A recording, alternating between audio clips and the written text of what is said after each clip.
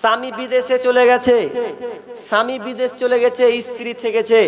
তা আমি একটা গাজাল বানিয়েছিলাম, তো গাজালটাতে কতটি লোক আমাকে গাল দিয়েছে তার হিসাব নাই। একজন ইউটিউবার বলছে আপনার গালি দেখবেন, গাল দিলে তো আমার কি হলো? যে গাল দিবে আমি বলছি ও লুচ্চা আছে, যেই গালি দিবে আমাকে। কারণ আমি সঙ্গীতটা বানিয়েছি অত মামুলি নয়, ভেবে চিনতে আমি লিখেছি। 3 মাস হয়ে যাচ্ছে, 1 বছর হয়ে যাচ্ছে, স্ত্রী পড়া আছে। আপনার জন্য একবার শুক্র নাকি বাঁশে ঝাড় পেয়েছেন নাকি? খালি ও বসে হ্যাঁ বড় হবে, ওর হক আদায় করতে হবে না আপনাকে। অশ্লীলতা বাড়ছে কেন? এটা একটা কারণ যে স্বামী 1 বছর 2 বছর বিদেশি পড়া আছে। হাওয়ার লাড্ডু তোকে বিয়ে করতে বলে তাহলে 1 বছর একলাই বা 2 বছর পাশে থাকবে? হ্যাঁ, 3 মাস এলা 4 মাস এলা বুঝাও, ফের যাও, ফের এসো, স্ত্রীর হক আদায় করে দাও। তো এখন এমন মারাত্মক হয়েছে এটা যে প্রায় সব প্রবাসী হয়ে যাচ্ছে, যে বিবিকে ছেড়ে চলে যাচ্ছে।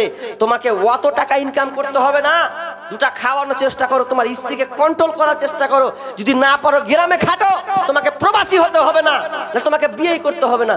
একটা মেয়ে কেন পালাচ্ছে বলেন তো? কেন পালাচ্ছে আজকাল মেয়েরা? তার পালার কারণ হচ্ছে 1 নম্বর স্বামী দায়ী, নাম্বার 2 নম্বর মোবাইল। মোবাইল থাকলে আপনাকে আর স্বামী বলে অতটাই কি করবে না, ও গোপন গোপনে বন্ধু সেট করে দিবে। আপনি বিদেশ যান, যে মনসা করেন না যান।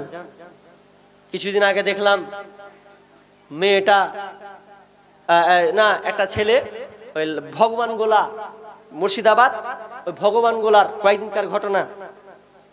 ছেলেটা 1 বছর ছিল না, বিদেশে আছে। আর খেপি দেওয়ারের সঙ্গে লাগিয়ে দিয়েছে লিঙ্ক। 1 বছর ধরে নেই, লিঙ্ক লাগিয়ে দিয়েছে, মহব্বত ভালোবাসা, দেওয়াকে লিয়েই পালিয়েছে। সহ্য করতে 1 বছর কি করবো আমি? দেওয়ার পেয়েছি হাঁটনু। 1 বছর চলে গেছে। 1 বছর পর যদি বাড়ি এসে তো আর বহুও দেখতে পাই না, আর ছোট ভাইকেও দেখতে পাই না। মন টন তো খারাপ। গেল কিন্তু বেচারি কিন্তু টাকা পাঠিয়েছে যে হ্যাঁ আছি বাইরে, টাকা লিয়া খা। তো একটা স্ত্রী টাকা লিয়ে কি আর সব কাজ হয়? সব কাজ হলে তো লাভই হতো জি। তো এবার রুজি দেখছে তো শালা বিবিও নেই। তা আমি ওখান থেকে সঙ্গীতটা তৈরি করলাম যে কিভাবে সঙ্গীতটা লেখা যায়। তা আমি না বুঝে অনেকে আমাকে গাল দিচ্ছে, কিন্তু আমি কমেন্টে যদি গাল দেওয়াকে ছাড়িনি আমি, যে তোর জন্মের টুটি আছে, নাহলে তুই আমাকে গাল দিবি মানে? গাজাটার বাস্তবতা কি আছে আমি বলেছিলাম, ও বন্ধু শোনো না, বউ রাখিয়া বিদেশ যাইও না। ও বন্ধু শোনো না, বউ রাখিয়া বিদেশ যাইও না। ও তুমি বউ রাখিয়া বিদেশ গেলে রে, ও তুমি বউ রাখিয়া বিদেশ গেলে রে, বেশি দিন আর থাইকো না, থাইকো না, বউ রাখিয়া বিদেশ যাইও না। ও বন্ধু শোনো না, বউ রাখিয়া বিদেশ যাইও না। ও তুমি বউ রাখিয়া বিদেশ গেলে রে, ও তুমি বউ রাখিয়া বিদেশ গেলে রে, বউয়ের স্যান্ডেল খুঁজে পাইবা না, পাইবা না, বউ রাখিয়া বিদেশ যাইও না। ও বন্ধু শোনো না, বউ রাখিয়া বিদেশ যাইও না। ও তুমি বউ রাখিয়া বিদেশ গেলে রে,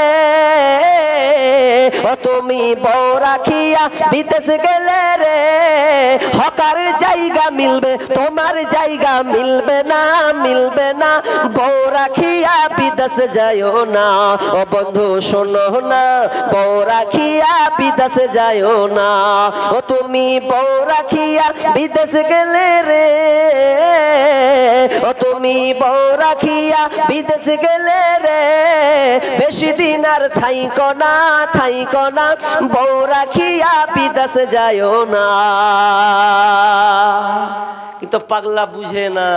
বেশিরভাগ আমার গবেষণা অনুযায়ী দেখেছি প্রায় বউ পালিয়েছে স্বামী দায়ী, স্বামীর কারণে। ঠিক না ভুল বললাম বলেন আপনারাই? জোরে বলেন না যে ঠিক না ভুলছি? তাও তো একটু সাহস পাবো যে এদিকে লোক আমার সাপোর্ট করলে। তো যাক, কি বললাম, অশ্লীলতা যখন বেড়ে যাবে, রোগ এমন করে আল্লাহ দিবেন, সেই রোগ কোনো ডাক্তার বলতে পারবে না যে হাই হাই হাই কি করোনা হলো না, হয়েছে না হয়নি। এই করোনা একটা ইতিহাস থাকবে। লাতি আমরা এখন বয়স 27, তো বুড়িয়ে যাব, পোতালাতিরাকে বলবো, জানিস 2023-এর হাল, 19 নয় 19-20 দুটা তো হাল। তো কি হয়েছিল জি দাদু? বলছে কহিস না, বাড়ি থেকে বের হইতে পারি রে, কেউ ছয়নি রে, বাঁশও যায়নি, ট্রেনও চয়নি, প্লেনও চলেনি, এমন অবস্থা। বলছে খাদ্যের অভাব, বলছে যে খেটে খাচ্ছে ও চেহারা দুটা লিয়ে নি বাড়িতে ভরে লি, এমন হালাত হয়েছিল। তো সহজে বিশ্বাস যাবে না আমার মনে হয়, এটা কোনোদিন হয় বিশ্বাস যাবে না। কিন্তু এটা হওয়ার মূল কারণ হচ্ছে অশ্লীলতা। অশ্লীলতা হয়েছে বিধায় আজকে সে করোনা হয়েছিল। কেমন হয়েছিল, কেমন করোনা? যে মেয়েটা লেয়ারতে 1 কেজি লিপস্টিক মারছিল, ওর মুখ দেখতে পাওয়া যায় না, ও মাস্ক মেরে দিয়েছে ওখানে, ওকে দেখতে পাওয়া যায়। মাথার চুল হাই যেগুলা ফ্যাশন হয়ে হাঁটতো না, ও মাথায় একদম প্লাস্টিক মেরে দিয়েছে, মুখ ঢেকে দিয়েছে, ওকে চিনতে পারে যায়, ও খালাকে চিনহাই যায় না। তো আপনারা সমুদ্র সৈকত গেছেন কিনা? আমি একদম বকখালি গেছিলাম, সমুদ্র সৈকত, ওই জায়গাটা ভালো কলকাতার মধ্যে। তো ওই জায়গাতে নোংরা তো দেখতে পাইনি, কিন্তু বাকি যেগুলো আছে সেগুলোতে কিন্তু নোংরামিতা। তো কেমন জানেন, সমুদ্র সৈকতে এই ছাতা ফুটানো থাকে, লাল ধরনের ফুটা থাকে না, দেখেছেন তো আপনারা? দেখেছেন? আর মোবাইলে দেখেছেন না দেখেননি? এই যে ফুটা থাকে, ছায়া করে থাকে, আর চেয়ার গুলো থাকে নদীর ধারে, চেয়ার ওই সমুদ্রের ধারে চেয়ার থাকে, অনেক মেয়ে থাকে, বড় লোকের মেয়েগুলা কি পরে থাকে দেখেছেন? আস্তাগফিরুল্লাহ নাউজুবিল্লাহ মিন যালিক। কি পোশাক পরে গো, ছোট্ট ছোট্ট কাপড় পরে, মাথায় চোখে চশমা দিয়ে এরকম করে ঘুমিয়ে থাকে না, এতে এইভাবে ঘুমিয়ে আছে, এরকম করে ঘুমিয়ে আছে। কি অর্ঘে দুনিয়া, মানে ওদেরই দুনিয়া এটা। ওগুলোকে আপনি করোনার সময় দেখেছেন সমুদ্র সৈকতে? দেখতে পাননি। কি করেছিল লোকগুলা?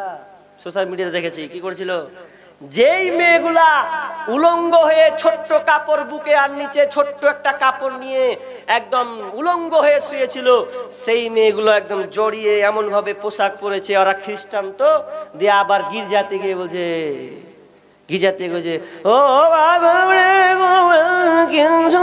ওদের মন্ত্র পড়ছে যে আল্লাহ কে আছো ঘর, তুমি বাঁচাও, আর তো বাঁচতে পারি না, কি অবস্থা হলো, এইভাবে কতদিন থাকবো।